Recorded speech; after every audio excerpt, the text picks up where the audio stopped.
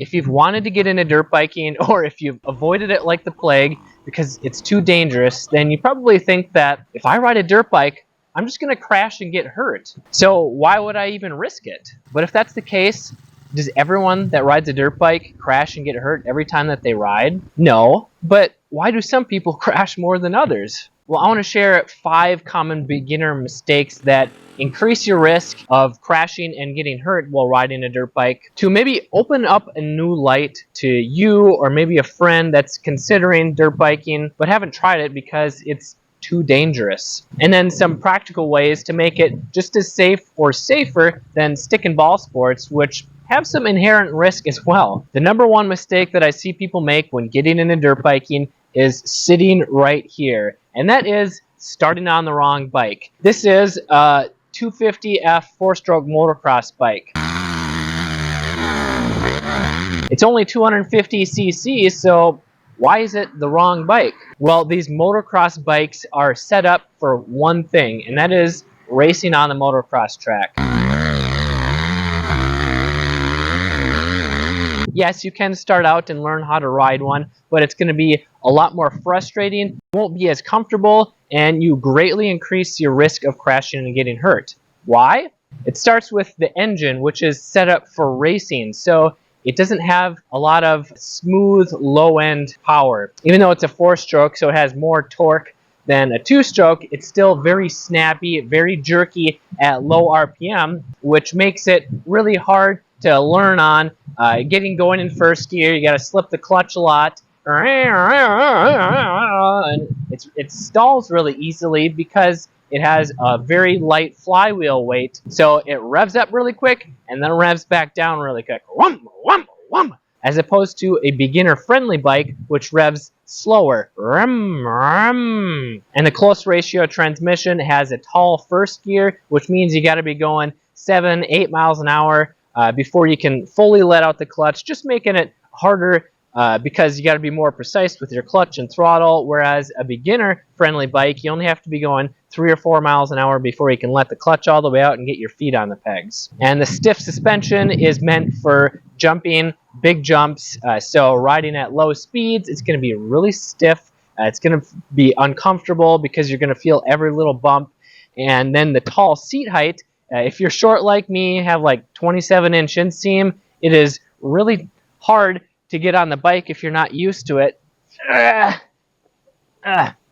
it's really hard to touch the ground. So this is me. I have to hang my butt off this side just to get my toes down here. And that makes it hard when you're coming to a stop, especially if the trail is not even, then there's no kickstand. There's just a lot of little things that make it less enjoyable and increase your risk when learning how to ride a dirt bike. Because all it takes is one little twist of the throttle and you're going to be flying right into the tree or a car that you're pointed right at, as opposed to starting on a slower, beginner-friendly bike. It's a lot easier to control, and you're a lot less likely to crash right away, where you're going to have a lot more confidence because it doesn't feel like the bike wants to jump out from underneath you. Number 2 mistake is not wearing the proper or any riding gear. Number 1, you need a helmet that fits you properly, because your head is priceless to you. If you smash it on the ground or in a tree, that could have easily been prevented if you were wearing a proper helmet. And then riding boots, please don't start out with flip-flops or tennis shoes or even work boots. Work boots are better than tennis shoes,